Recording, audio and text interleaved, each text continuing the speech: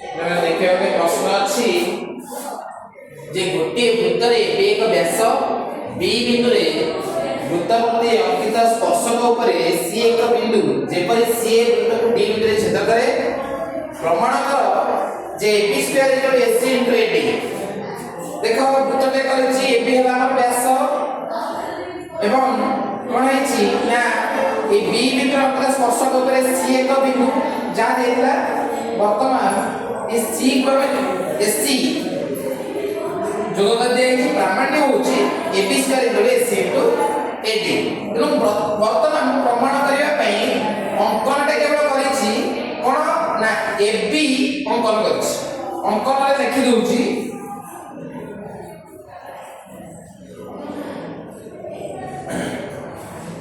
एटा ना मोडे दे दउछि डी बिंदु छेद करछि एटा। तेनु आना डी दिया है बीडी अंकित है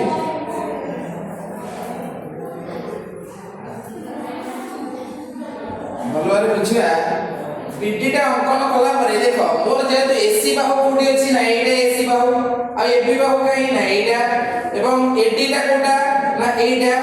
तेनु ओ सी देखो एडी बाहु को त्रिभुज ना एडी भी त्रिभुज। तेनु सेही हिसाब रे सदृश हम पढाई छि सदृश्य तेनु तार प्रयोग करै केमिति करि परिबि मु देखौछ तुम प्रथमे देखिबा। अच्छा मते कह एटा बडा जेहेतु एटा हमर अछि केते व्यास एटा अर्धवृत्त। अच्छा अर्धवृत्त रे अंतर्लिखित कोण अछि केते डिग्री 90 डिग्री एवं स्पर्श बिंदु रे व्यास केते डिग्री कोण अंतन करे एटा मध्ये 90 डिग्री हबो। तेनु एई दिना त्रिभुज केते सदृश देखै देबी मु ताको आराम से कर देई पारिबी। मु देखिबा प्रथमे तारा को त्रिभुज ले ना त्रिभुज एडीबी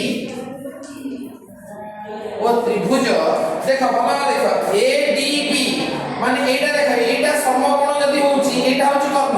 तेनु ए डी बिंदु सागे की रहइबो ना बी बिंदु ए दे सागे समान एडीबी का सागे सम सदृश हो ना त्रिभुज एबीसी। दे ए दिना कोण कोण अछि हम देखिबा एडीबी कोण समान 90 डिग्री काहे के हो ना अर्धवृत्त रे अंतर्लिखित कोण